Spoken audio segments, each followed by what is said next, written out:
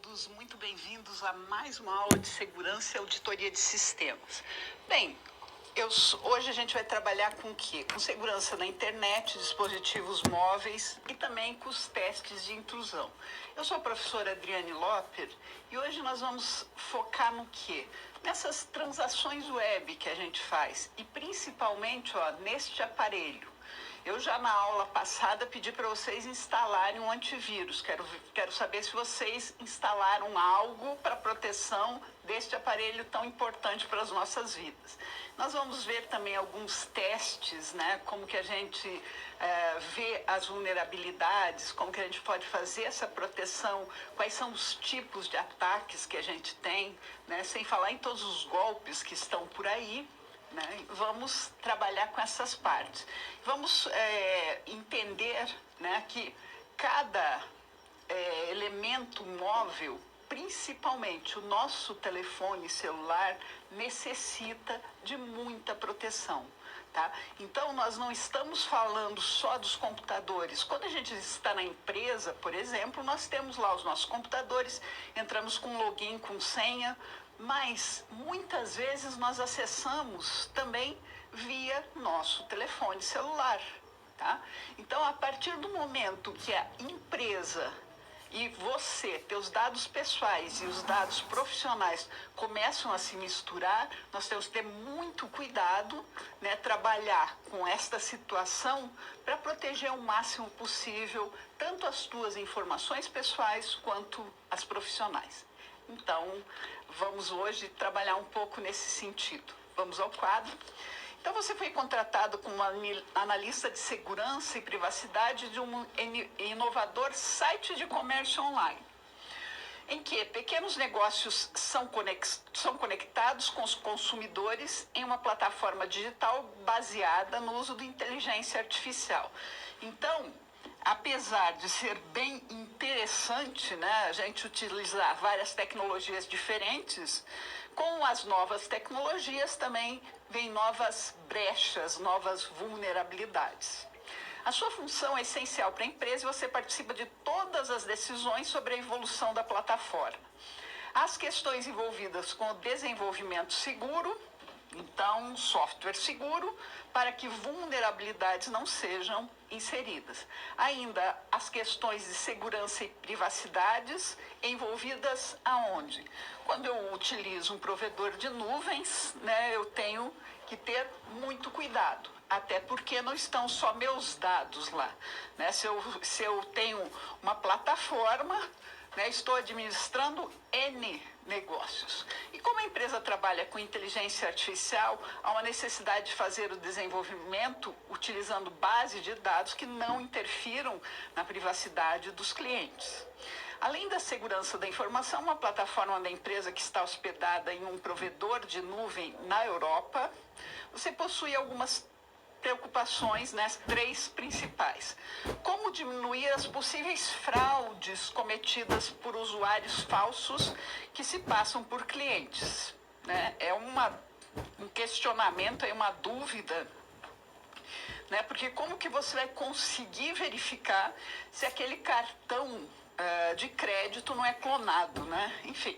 Aí é uma das preocupações, com o uso de identidades falsas ou uso de recursos financeiros ilícitos, né? Aquela quantidade grande de golpes que a gente vê aí dos dados serem utilizados ilicitamente. Como diminuir as possíveis fraudes cometidas por pequenos negócios falsos que podem não cumprir os compromissos comerciais estabelecidos com os clientes que utilizam a plataforma digital, né? É outra preocupação.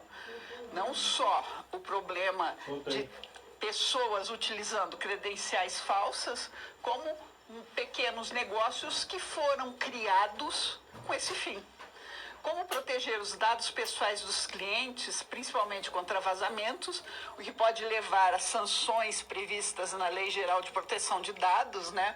Ou você vai pagar algumas multas.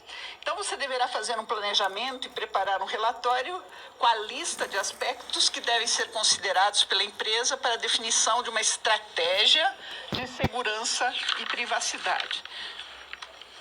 O foco desse planejamento deve ser segurança na internet, com seu direcionamento quanto à segurança nas transações web, considerando o ambiente de negócio da empresa e as três preocupações principais que você tem são fraude, cometidas por usuários falsas, fraudes cometidas por pequenos negócios falsos e como proteger os dados pessoais dos clientes.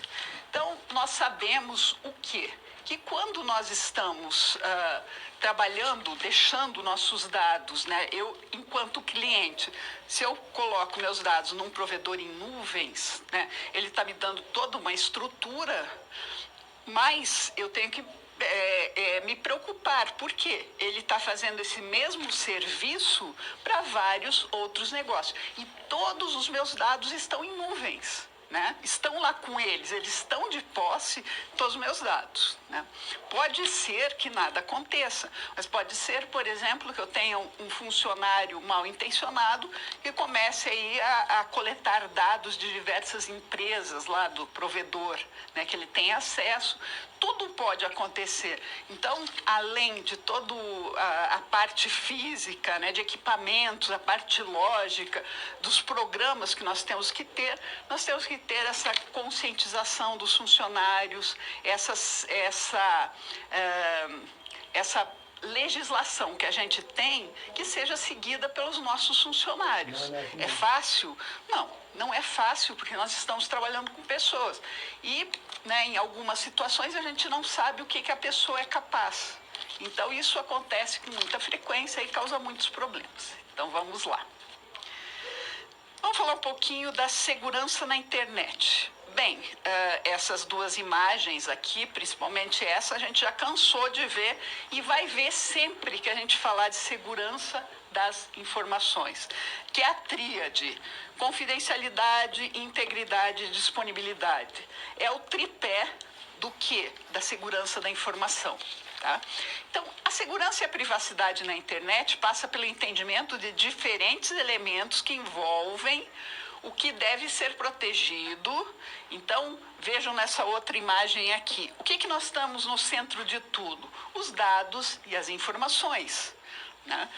Ou deve ser protegido os componentes ativos de um ambiente que podem ser explorados em ataques. Né? Então, os dados e as informações, elas podem estar de diversos formatos, né? O formato físico, ou seja, pode estar escrito num papel, digital pode estar lá dentro do teu computador, em um arquivo, ou pode estar na cabeça das pessoas, né? Com as pessoas em si, de alguma maneira. Então, isso tudo extremamente difícil de proteger, né? E nós sabemos que os dados, eles podem ter vários estados, né? Que estados são esses? O dado pode estar em transmissão. Então, se ele está em transmissão, nós temos que ter alguns cuidados. Se ele está armazenado, nós temos que ter outros cuidados. E se ele está em processamento, nós vamos ter aí outro tipo de cuidados que a gente já viu. Então, é muita coisa para proteger, né? E a gente tem que ficar atento a tudo isso. Transações web. O que são transações web? Bem, nós fazemos transações web todos os dias, todas as horas, todos os momentos, principalmente com o nosso telefone celular. Tá? Se você está lá falando com alguém ou mandando alguma mensagem lá no teu WhatsApp, os teus dados estão sendo transmitidos, estão saindo de um lugar, indo para outro lugar. Então, nós estamos inseridos nesse universo mesmo que você nem pensou que isso estava acontecendo. Você não precisa estar em um computador, digitar uma URL, né, um endereço, para daí você imaginar que os dados estão ali. Não, os dados estão circulando a partir do momento que você faz qualquer comunicação. Então, eles podem estar sendo armazenados, eles podem estar sendo transmitidos, eles podem estar sendo trocados, podem estar em qualquer situação. Tá? Para para toda essa comunicação, nós temos meios aí para segurar, né, esses dados, ou para nos proteger, pelo menos, o mínimo desejável. E nas transações web, quando você vai tirar dinheiro do banco, é uma transação web. Quando você vai fazer qualquer coisa, quando você está fazendo qualquer compra, qualquer situação, você está fazendo uma transação web. Vamos ao quadro. As transações web que partem dos usuários, que utilizam seus dispositivos a partir de algum local em que há o quê? Eu tenho conexão com a internet, eu posso fazer qualquer transação. Passam por vários componentes, né, até chegar à loja virtual, ao serviço, ao governo, ao banco. Tá? Então, nós temos que olhar por todas essas partes que passam. É fácil? Claro que não. Eu consigo proteger tudo? Também não. Nesse caminho, os agentes de ameaça estão à espreita em busca de oportunidades para roubar os dados pessoais, dados das transações web, identidade digital. Além da exploração de vulnerabilidades, esses agentes buscam os golpes na internet para o mesmo fim, ter acesso aí a informações valiosas. Tá? Então, quando eu me conecto na internet, eu já estou correndo perigo, tá? Quer vocês achem ou pensem que isso acontece, não, isso é muito real. Tá? Conectou na internet, você está fazendo qualquer transação, você, se não tiver a proteção adequada, você vai ter problemas. Por quê?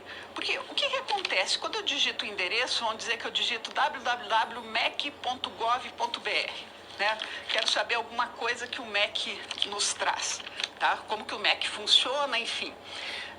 Eu digito isso, né? Vai aparecer o quê? A tela lá inicial, né, de tudo que o MEC oferece, né? O Ministério da Educação e Cultura. Né? Só que, para aquela janela, para nos trazer aquela página, a internet é a rede das redes, moçada. São centenas, milhares de computadores se comunicando para montar aquilo que você está vendo. No entanto, né, isso chama-se sistema distribuído. Nós temos a sensação que é o quê? Que só eu estou naquela página do MEC visitando lá, procurando algo naquele momento. Tá? Mas isso não é verdade. Tá? Nós passamos por N caminhos. E se você aí, da onde você está, se você, ao mesmo tempo, eu aqui, você aí, nós digitarmos www.mec, os caminhos percorridos para a gente chegar naquela mesma primeira página são completamente diferentes. Por quê? Porque o armazenamento daquela paginazinha ali está em servidores aí distribuídos dentro dessa gigantesca rede. Então, eu não tenho o controle de uma rede desse tamanho, por isso a insegurança. Tá? Então, vamos lá. Os agentes de ameaça buscam oportunidades em três ambientes, né? Por exemplo, no ambiente do usuário, no ambiente de internet, que inclui o provedor de internet, e no ambiente de provedores de serviços, sistemas e plataformas. Tá? Então, para a gente chegar em qualquer lugar, né, nós vamos ter que fazer algumas transações. E essas transações, né, você está aqui, ó, você é o usuário, né? Você vai passar por diversos dispositivos, você vai ter que passar pelo teu provedor de internet, você vai chegar, né, até algum lugar. Quando você está na internet, você já tem esse cidadão aqui, né, que é o agente de ameaça, procurando alguma oportunidade. Né? Se ele vai conseguir, nós não sabemos, né? Mas nós temos que evitar que ele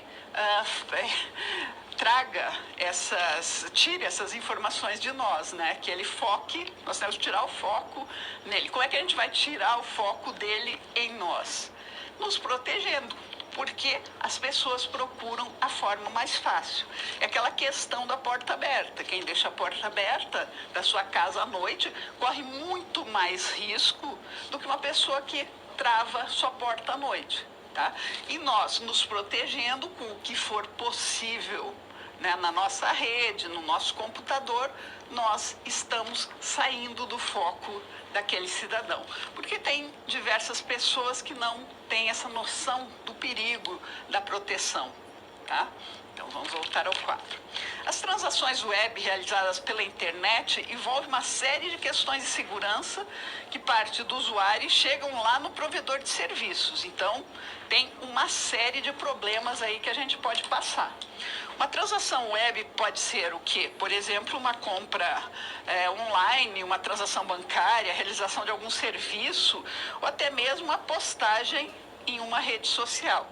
Então, a gente está falando desse universo chamado transações web.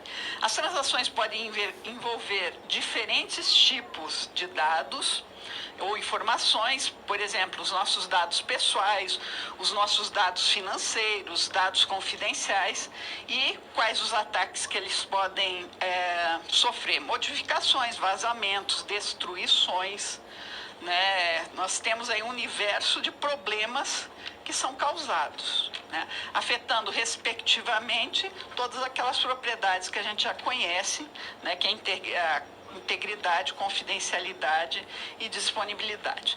Vamos ver aqui o exemplo agora de uma transação em banco, né?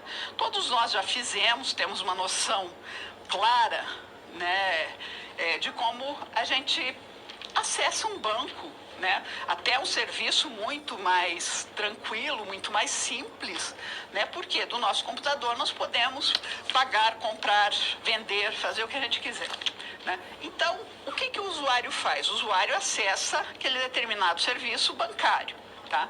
Ele vai ter que utilizar um navegador ou um aplicativo que está instalado lá de alguma maneira, ou no teu computador, ou no teu telefone celular. Ótimo, né? Nós acessamos de qualquer dispositivo.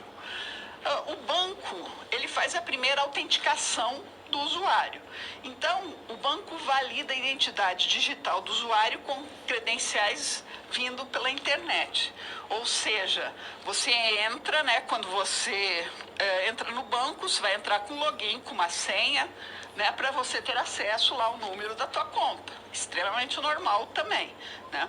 E quando você vai realizar alguma transação, o que acontece? Novamente, né, o banco nos pede uma segunda autenticação, né? Ou seja, a gente, para efetuar aquela transação, a gente ou ele envia algo para o nosso telefone, ou você tem alguma senha, né? Tem algum dispositivo para você confirmar que você está fazendo aquela transação, né? Isso são formas de segurança. Por exemplo, antigamente não tinha essa segunda autenticação, né? Então, se você mandava passar um dinheiro para conta de alguém, passou, não precisava confirmar ou receber um token no teu telefone, nada disso, né? Então, a gente, quando está cadastrando lá a nossa conta, o que acontece? No dispositivo nós temos outras formas do quê? De fazer o quê? Outras formas de garantir que você é você mesmo, né? Como que eu garanto que você é você mesmo? Com essas autenticações, porque quando você está instalando o programa, ele vai pedir para você fazer uma senha de internet, fazer uma autenticação qualquer. Você já cadastrou o teu telefone celular justamente para eles fazerem esse link, né, de você com o teu aparelho celular. Então, tudo isso são formas de garantir um pouco mais de segurança, tá? Dá certo? Claro que dá certo, né? Mas aí é uma segurança, sem dúvida. Mas sempre dá-se um jeito de burlar as coisas, né? Pensem que para cada pessoa que está protegendo aí, para cada um desses equipamentos, dessa lógica de mandar para o teu celular um token de confirmação, tem 10 pessoas tentando burlar esse token de confirmação ou fazer algo, né, diferente para pegar teus dados, tá? Então vamos voltar ao quadro. As ameaças no banco são furto de identidade, captura de senha, captura da senha de transação, aquela segunda autenticação, a modificação da transação, e a interrupção de acesso, que podem afetar o quê? Autenticação do serviço, transação bancária e autenticação da transação. Por isso que os bancos investem muito em segurança, né? Para, por exemplo, se for interrompida no meio, né, qualquer transação, você tem algumas formas, né, de não efetuar aquela transação. Depende do banco, né, e da estratégia que eles têm para nos oferecer.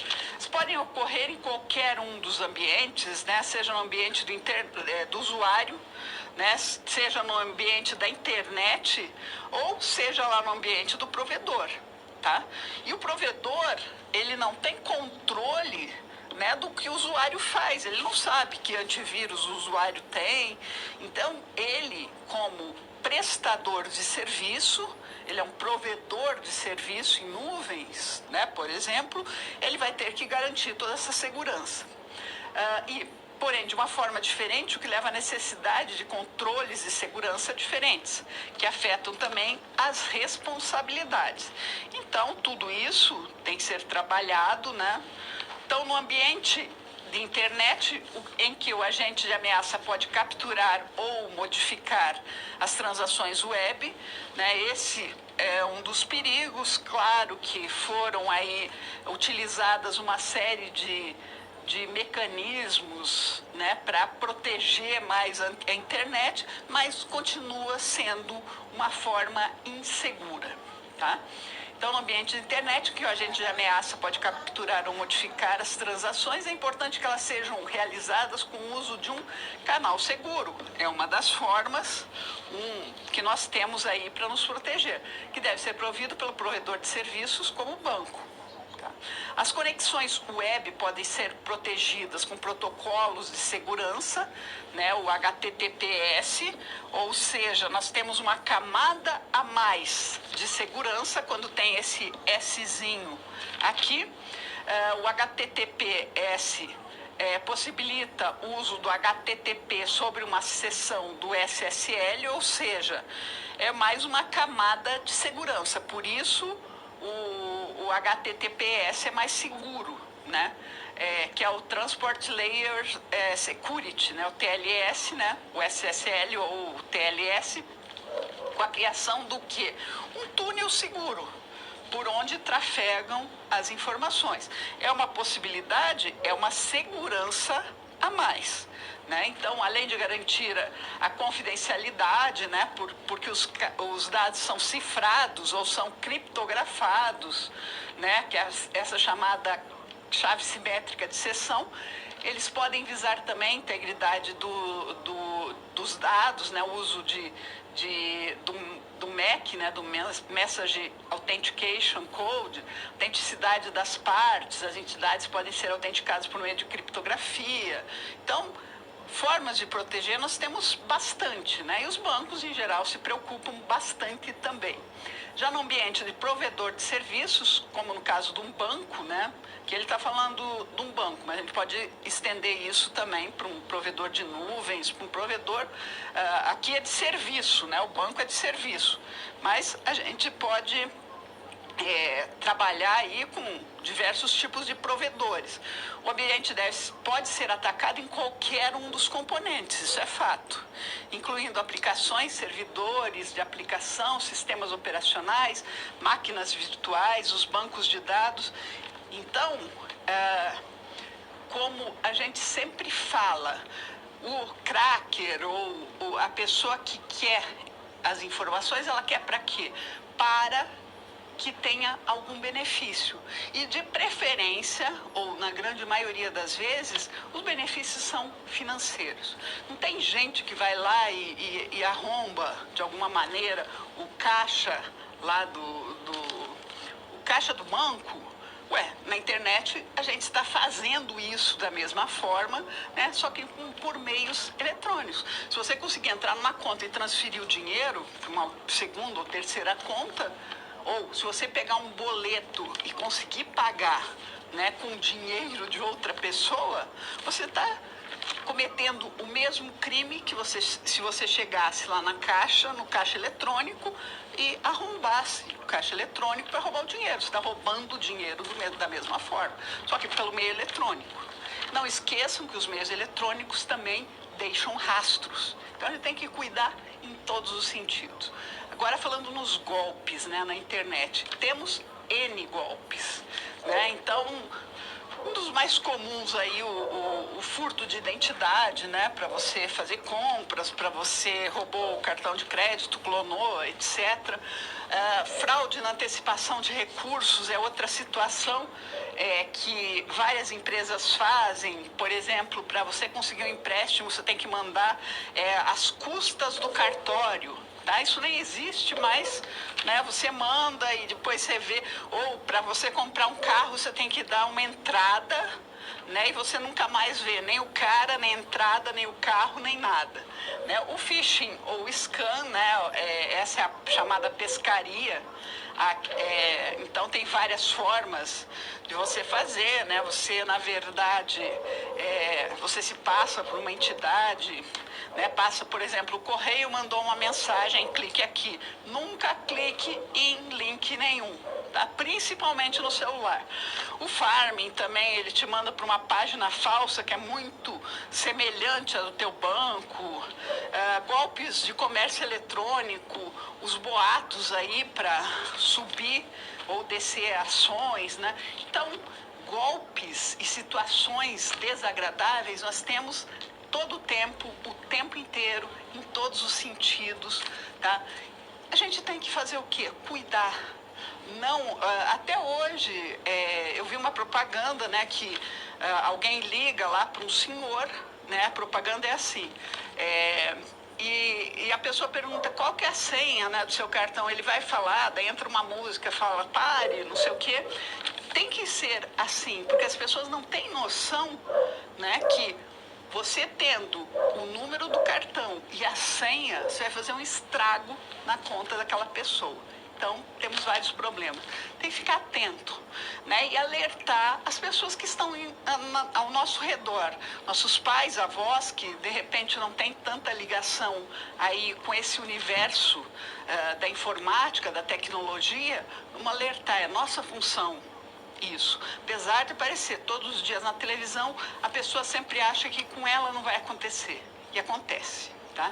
Vamos voltar ao quadro. Privacidade na web possui algumas visões, né, que a gente tem que considerar. De um lado, o rastreamento do que as pessoas fazem na web, né, os cookies, né, que são, na verdade, eles foram criados com boas intenções, né, mas depois nós temos meio aí de perverter os cookies também. Do outro lado, a divulgação espontânea das informações pessoais em redes sociais. Muito cuidado, moçada, não ponham tudo que vocês veem aí nas redes sociais, que podem resultar em crimes que transcendem o digital e podem afetar diretamente as pessoas com fraudes e crimes diversos. E com a Lei Geral de Proteção de Dados, né, aí de 2020, todos devem preservar a privacidade e a proteção de dados pessoais, tá? Então, essa questão da divulgação de tudo que você faz, o que você está fazendo, onde você mora, são divulgações que você faz por tua conta, tá? Mas não façam isso, porque é perigoso, tá? Outro dia apareceu aí a situação de um sequestro de um rapazinho de uns 14 anos, que o que acontecia? As pessoas, né, na verdade, eram criminosos, tinham saído da prisão, tinham ficado lá um tempo na prisão. De alguma maneira, eles foram envolvendo a família inteira, né, eles se tornaram amigos, né, porque fala assim, ó, fulano me falou de você, eu sou amigo do fulano, você aceita? Aceita, né, a gente aceita quanta gente que a gente nunca conheceu. Então, essa situação envolveu o quê? A família inteira, né? Então, eles não eram nem hackers, eles eram bandido mesmo, né? Tinham ficado da prisão em função de roubo e etc. e eles ficaram acompanhando, monitorando a família, né? E o que aconteceu? Esse rapazinho ficava com uma moça que trabalhava na casa, já uma senhora há muitos anos, e a senhora ia entrar em férias. Então, esse rapazinho colocou na rede social dele o quê? Ele abraçado, vou sentir saudades, só daqui 15 dias vou te ver, papapá. E, claro, quem estava ali vistoriando as ações da família, soube que o menino ficaria sozinho.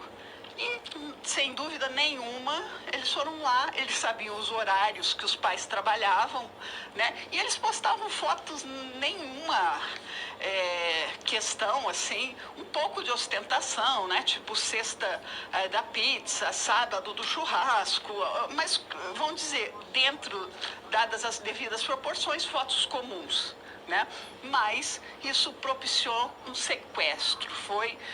O rapazinho quase morreu, foi uma experiência extremamente ruim para a família. E a polícia descobriu que era o quê? Em função do rastreamento da rede social deles. Eles eram amigos do pai, da mãe e do filho.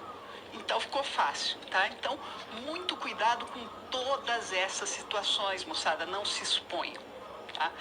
Então, vamos ver o que a gente decidiria aí para esse relatório de segurança e privacidade. Para transações web, a gente tem que pensar o quê? As transações da parte do usuário, que ele utiliza dispositivos e possui aplicativos ou aplicações, né? Então, por meio desse usuário, eu posso descobrir várias coisas, posso pegar alguns dados, enfim. As transações que trafegam pela internet, né, eu tenho que ter atenção aí no provedor da internet. A transação que chega à empresa e os dados são processados e armazenados. Todo o nosso dia de trabalho é processado e armazenado, tá? Então, temos que ter um olhar especial aí para os servidores, né? A ameaça no ambiente do usuário, do provedor e de internet. Se o usuário for comprometido, a empresa também pode ser. O que pode ser feito para que o usuário não seja comprometido? Tá?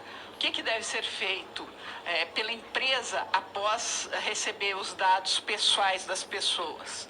Então, tudo isso tem que ter um planejamento. O ponto central é que, além dos controles de segurança para proteger a transmissão dos dados dos clientes para a sua empresa, né, usando aqui o HTTPS, que é um protocolo mais seguro, os clientes são a parte central da segurança e privacidade, pois transações fraudulentas podem chegar à empresa a partir deles. Posso conseguir os dados de um cliente e me passar por ele.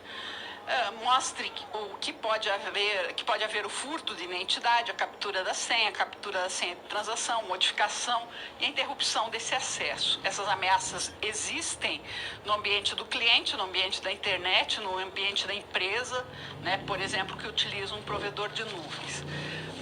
No ambiente do cliente, os golpes da internet potencializam as ameaças, aumentando o nível de risco. Como é o ambiente de menor controle, porque eu não sei o que o meu cliente tem de segurança nos dispositivos dele, né? O desafio é sempre maior. Então, apresente os principais golpes na internet que podem comprometer a empresa, com destaque no phishing e no farming. Defina, a partir desse mapeamento, um plano de conscientização para os clientes, minimizando probabilidades deles caírem em fraudes na internet e também serem vítimas de malwares. Dentre as dicas podem ser inclusos os pontos como não clicar em links recebidos por e-mail ou por SMS, além de verificar sempre se a conexão segura está estabelecida com a empresa, verificando os dados aí pelo certificado digital. Usar a autenticação de duplo fator, tá? Com esse controle de segurança, em caso de furto, ainda é necessário o telefone, né, para ter acesso, para você fazer aquela transação, porque o banco vai mandar um token lá para o teu telefone, você vai ter que digitar, tá? Com relação à privacidade e proteção, o planejamento deve incluir avisos de privacidade, por que você está coletando as informações do cliente, porque isso está previsto na lei. Além disso, a proteção desses dados pela empresa é parte estratégica, até porque nós temos todas as punições aí da Lei Geral de Proteção de Dados. Outro ponto importante a ser planejado são processos e mecanismos para atendimento às solicitações dos clientes que podem solicitar a remoção dos seus dados pessoais. Isso também é previsto na lei. Assim, com o tratamento desses principais aspectos, a sua empresa poderá operar com a necessária segurança e privacidade, minimizando os problemas, né?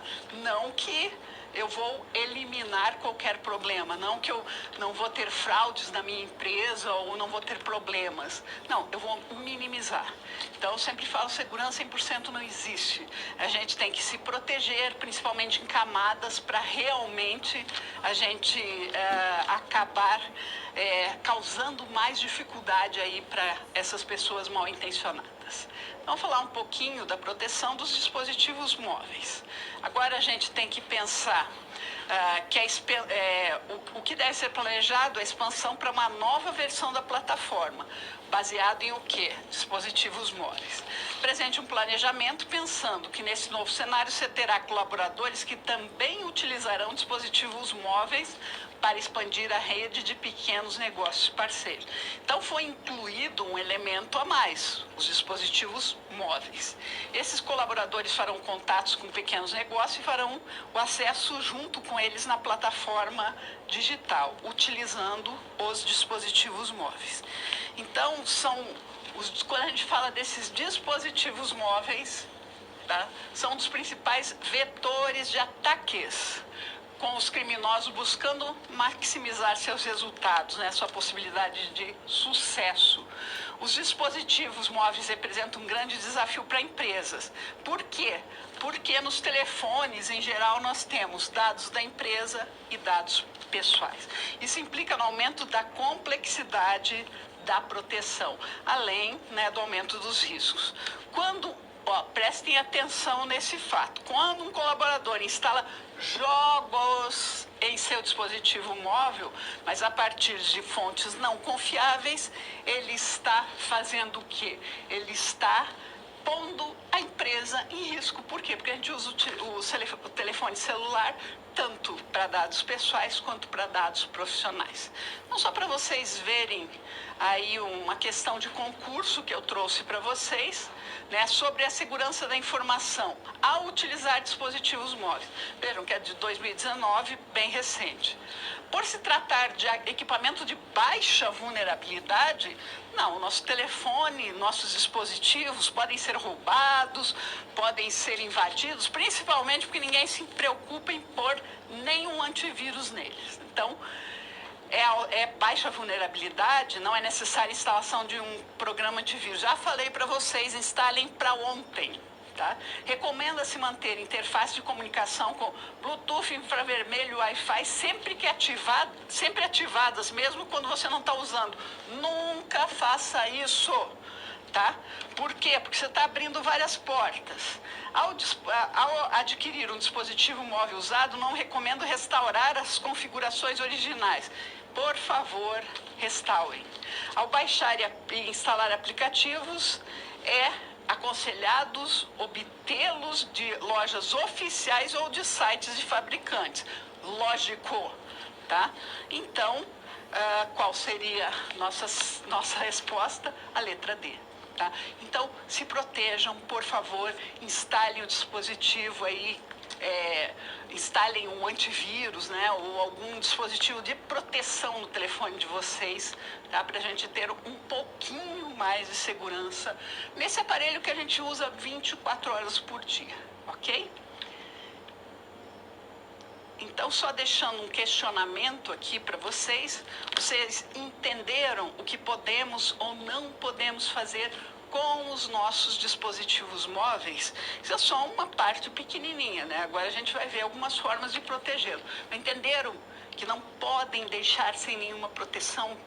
Então, vamos lá e já retornamos.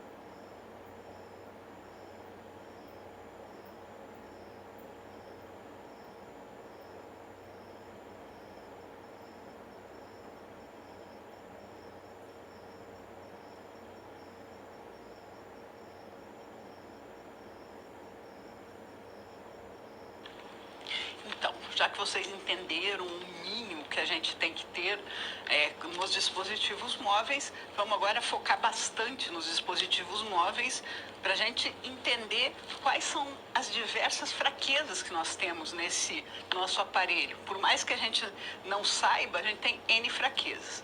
Então, elementos de segurança para esses dispositivos móveis. Então, os elementos de segurança são diferentes do tradicional. Por quê? Até porque os dispositivos móveis têm algumas características. Por exemplo, o formato.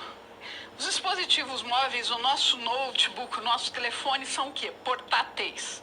Então, eles saem do perímetro da empresa, com os dados sendo distribuídos de uma forma ampla e sem limites físicos. Então, você perde, né? Quando você tem uma rede lá na tua empresa, né, que você não utiliza dispositivos móveis, você tem que considerar algumas formas de proteção. Mas, e com esse formato portátil, o que a gente deve fazer? As políticas e configurações desses dispositivos devem ser gerenciados de uma forma apropriada. Para os desenvolvedores de aplicativos móveis, há uma série de cuidados de segurança e privacidade que precisam ser tomados para quê? Para que as vulnerabilidades não sejam introduzidas. Tá? Então, se a gente for olhar aqui, tem imagem, né, do nosso telefone, né, com seus componentes. Vejam, a gente tem 4 partes extremamente importantes, extremamente vulneráveis também.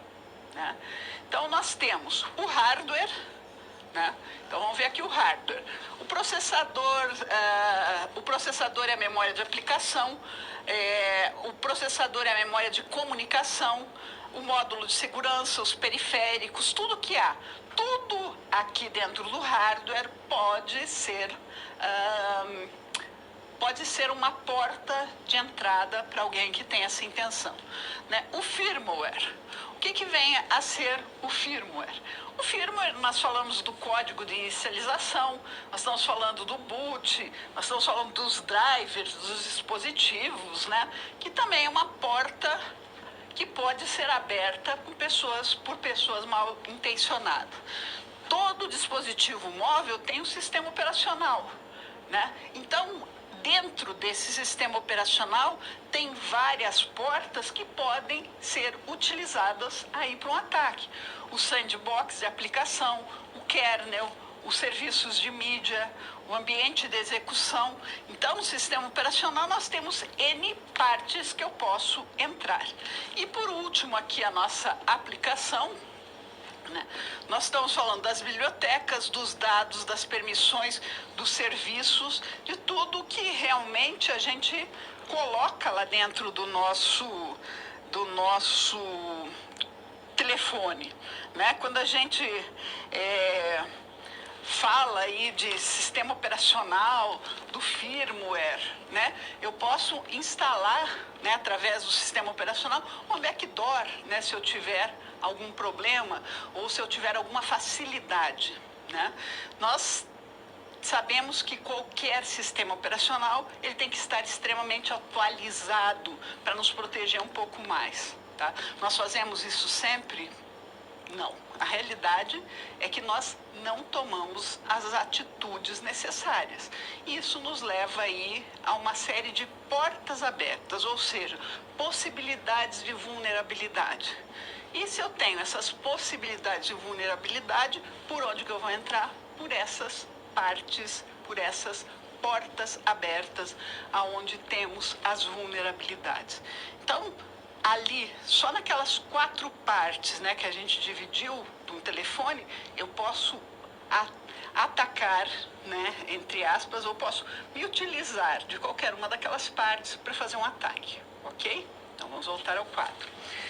Então, os riscos no uso, né, do dispositivo móvel nesse universo da empresa. Né? Por que acontece? Por que esses riscos acontecem? Primeira e gravíssima situação. A gente não separa o uso pessoal do uso profissional. A grande maioria de nós não faz isso. Você não tem um espaço reservado só para a tua empresa, onde você tem dados da empresa. Não, nós não temos isso. Isso podia ser feito através de uma máquina virtual dentro do telefone, né? Já estaríamos mais seguros, mas nós não fazemos isso. Malwares não detectados. Como eu falei para vocês, né, todos deveriam ter um antivírus, anti-malware instalado. Todos têm? Tenho certeza que não. Né? A instalação, vocês sempre instalam qualquer aplicativo de softwares oficiais? Não, a resposta é não. Tá? Então, instalação de aplicativos vulneráveis. Né?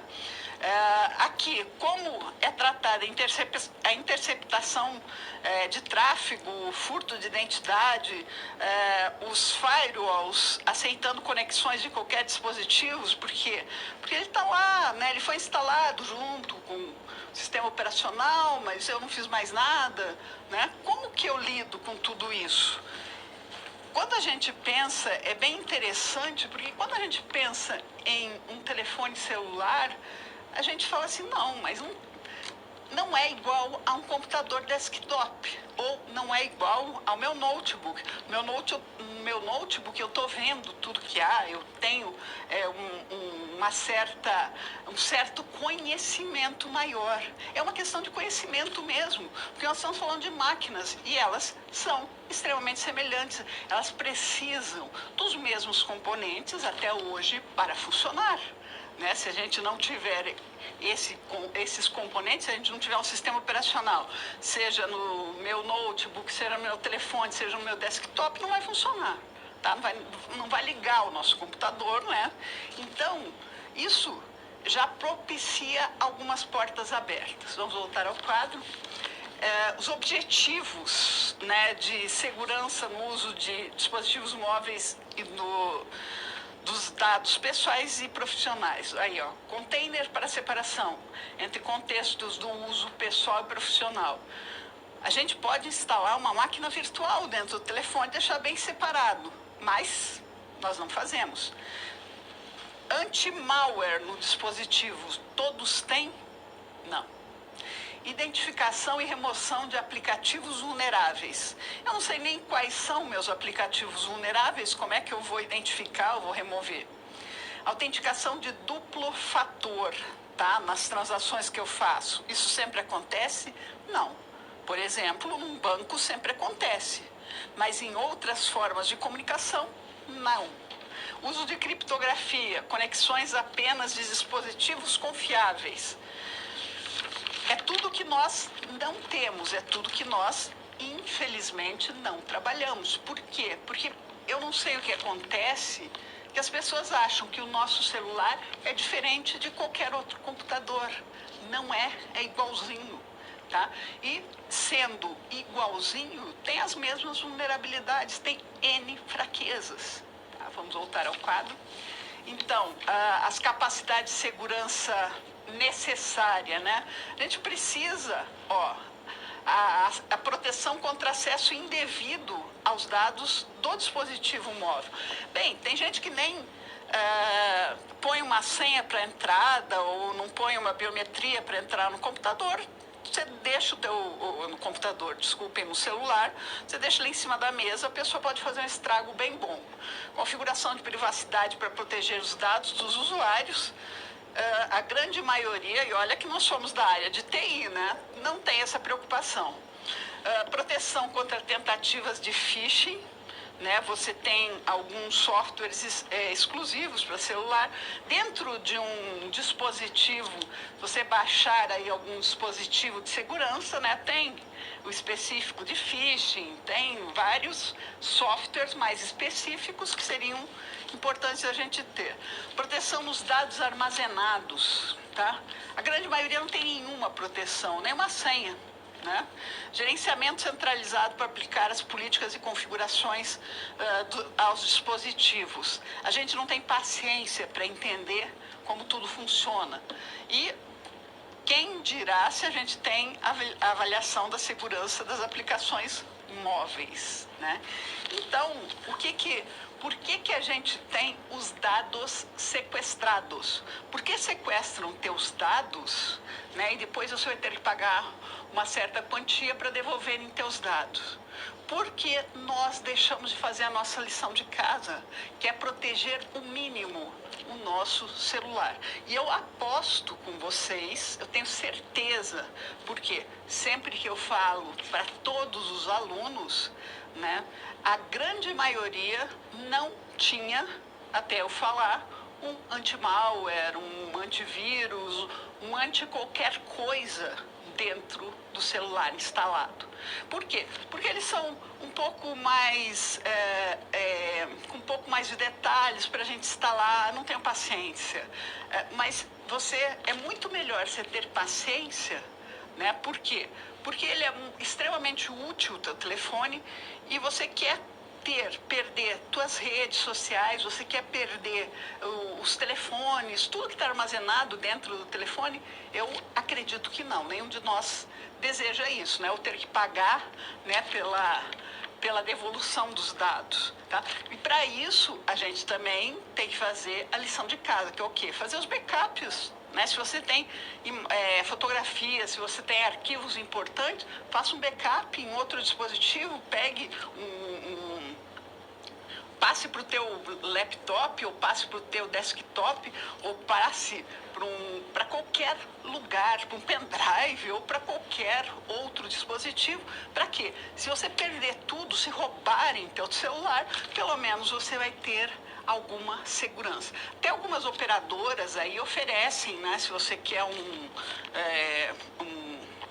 uma duplicidade, por exemplo, de telefones, né? Enfim, é só a gente ir atrás, a gente ter boa vontade e fazer a lição de casa. Então vamos voltar ao quadro. Outra situação, né? A engenharia social, para ter as informações pessoais, né, de dispositivos móveis, e depois você utiliza isso para fazer o phishing, para ter vantagem financeira. Então, a engenharia social sempre é uma pessoa extremamente preparada, é um golpista, né? Ele vai explorar que lado teu? Atenção, curiosidade, caridade, medo, né? Ou possibilidade de vantagem financeira com criminosos passando por uma instituição, como um banco, empresa, um site ou qualquer coisa. Tá? Então, muito cuidado, tá? Quando a oferta é muito boa, prestem atenção. Envolve a possibilidade de inscrição em serviço de proteção de crédito, cancelamento de cadastro, conta bancária ou cartão de crédito. Leva a vítima a páginas falsas em que entregam suas credenciais, senhas, informações, além da instalação aí de códigos maliciosos. Então, todo cuidado é pouco, tá? Então, às vezes, a pessoa se passa por amigo, tá? Esse engenheiro social, que na verdade é um golpista, ele vai se aproveitar das possibilidades, ele se torna um amigo, ele se torna um namorado, ele se torna aí uma namorada, um namorado, qualquer coisa do gênero para conseguir o que ele quer. E vai ser extremamente persuasivo, né? Ou seja, ele sabe a arte de enganar. Então, muito cuidado com as pessoas também, tá? Aquelas pessoas, o príncipe encantado, a princesa maravilhosa, muito cuidado que isso não existe. A grande maioria é golpe. Vamos voltar ao quadro. Então, o usuário aí recebe também essa parte aí de clicar, tá, em links que você recebeu pelo WhatsApp, pelo Facebook, pelo e-mail, não clique, tá? Por quê? Porque você pode ser encaminhado aí para um lugar falso, enfim, e ter algumas consequências. Então, o phishing é explorado também no mundo dos jogos eletrônicos, com os atacantes distribuindo malwares via o quê? Links de chats de jogos, criando aplicativos falsos que visam aí ser populares, utilizando ícones muito similares, para ludibriar a vítima. Então, temos aqui alguns exemplos, né? Um dos malwares distribuído via mídia social, plataforma de jogos ou chat, é o Life Access e o Shopper, que enviam mensagens falsas de alerta para que o usuário ative serviços de acessibilidade do dispositivo móvel. Os malwares, então, utilizam as funções de acessibilidade para criar contas, baixar, etc. Então, se um dia você está lá no teu telefone, clicou em alguma coisa e recebeu a mensagem de que houve um problema no seu telefone, né, dentro do seu telefone, né, foi instalado um vírus, foi detectado um vírus no teu telefone, não clique naquele link. Tá? Saia, feche, baixe um antivírus, porque se você clicar, instala-se vírus ou vai causar algum problema, ok? Vamos voltar ao quadro. Um dos principais pontos, né, para a segurança, né, da arquitetura é a definição do modelo a ser disponibilizado. Ou seja, nós temos algumas formas, né, que as empresas utilizam. Então, tem o COAP, que é o quê? Que você tem permissão da empresa para trabalhar tanto com os dados pessoais e com os dados profissionais, tá? Outra forma é o BIOD ou o SIOD, ou seja, no modelo COAP você pode trabalhar com os dois. No modelo BIOD, Bring Your dispositivo, ou seja, você vai trazer, se você quiser trabalhar com dados, você vai ter que trazer o teu telefone celular, tá? E outra que você não pode realmente utilizar o mesmo dispositivo, porque a empresa vai fornecer, então lá naquele telefone, né, você só vai trabalhar com dados da empresa, tá? Então, adotar tecnologias de segurança móvel, como a Enterprise Mobile Management, que é a EMM, plataformas de defesa contra ameaças móveis ou serviço de veto a aplicações móveis, que utiliza aí uma variedade de técnicas estatística, né? Então, é uma tecnologia para te ajudar, dinâmicas e comportamentais para determinar que, com o uso de uma pontuação, se uma aplicação ou dispositivo demonstra qualquer comportamento que represente um risco de segurança ou privacidade. Então, temos possibilidades, temos como nos proteger? Sim. Né? Então, prover segurança em cada dispositivo móvel corporativo, antes de permitir o acesso a sistemas de informações corporativos com o uso aí de uma solução de gerenciamento, né? Então, nós temos essa, que é que trata aí das estatísticas e vê, né, o que pode acontecer, qual aplicativo ou serviço pode estar em risco, né? Nós temos aqui o ciclo de vida, né, para a gente proteger. Né? Então, a gente tem que entender o caso de uso, as capacidades, nós temos que ver uma avaliação. Né? Então, esse ciclo de vida, aí nós estamos trabalhando com o dispositivo e analisando cada uma das partes dele, né, para ver se eu posso ou eu vou continuar com aquele dispositivo ou vou descartar. Né? Então, eu posso selecionar as implantações de segurança, eu posso definir a política lá, se é um dispositivo da empresa ou é teu, eu posso testar, né? Posso auditar o uso do dispositivo, porque qualquer parte a gente consegue e deixa rastros, né? Ou a gente vai descartar ou fazer o reuso do dispositivo. Então, tem como fazer segurança no dispositivo móvel? Sim. E cabe a quem? Cabe à empresa, né, adotar algum desses sistemas para que nós tenhamos segurança. Então, no relatório, o que você vai fazer de planejamento? Planejamento é a nova versão da plataforma digital baseada em dispositivos móveis e com a nova função dos colaboradores para expansão de rede de pequenos negócios parceiros que podem ser divididas em 3 grandes desenvolvimentos. Desenvolvimento do aplicativo móvel para os consumidores, para os colaboradores ou para pequenos negócios. Então, se eu dividir em 3 partes, né, consumidores, colaboradores e pequenos negócios, se eu tiver problema em um, eu não vou afetar o outro. Então, dentro do sistema que eu vou desenvolver 3 partes. Aí eu já minimizo, né, os problemas. Por quê? Porque cada uma das partes vai tratar só com colaboradores ou só com pequenos negócios. Então, eu vou proteger cada um de uma maneira, né, para que traga benefício para a empresa, né, que a empresa não pode ser atacada. Vamos voltar ao quadro.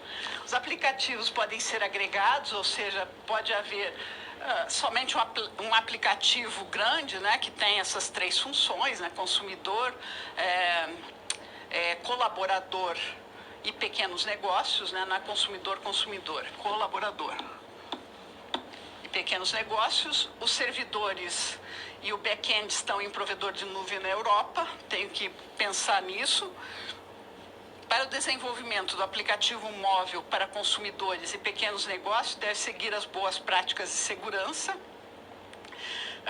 evitando as vulnerabilidades, principalmente aquelas utilizadas aqui por esse órgão, né, que identifica aí uma série de vulnerabilidades da web. Tá? Uso impróprio de plataforma, armazenamento de dados inseguro, comunicação insegura, autenticação insegura, criptografia insuficiente, autorização de má qualidade de código, modificação de código, engenharia reversa, funcionalidade exposta. Então, em todo esse desenvolvimento de software seguro também, a gente tem que ter toda essa preocupação.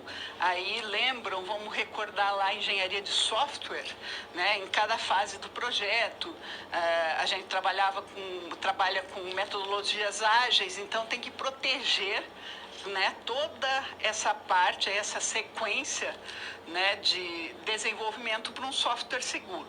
Então, a gente não tem que pensar apenas, né, nos dispositivos, a gente tem que pensar que se eu for desenvolver um software, tenho que desenvolver ele com segurança. Vamos voltar ao quadro. Além das práticas de codificação, é preciso estar atento para os demais controles de segurança necessários, né, as avaliações de segurança, por exemplo, auditorias, né? Para o desenvolvimento do aplicativo móvel para os colaboradores, além de seguir as recomendações, é preciso planejar como o uso desse dispositivo móvel será implantado pela empresa. Aquele BIOD ou SIOD, ou como a empresa achar melhor. Um ponto a ser definido é o modelo do uso, né, desses usos, de quem será o dispositivo móvel, o colaborador poderá ou não utilizar esse dispositivo para fins pessoais. Alguns modelos, né, o COAP, o BOID ou SIOD, né, que são aqueles modelos que eu posso adotar, né, ou no COAP, onde você pode usar os dois, no BIOD, onde você pode usar só os da companhia, e no SIOD, que você vai ter um telefone da companhia e só vai poder utilizar para ela.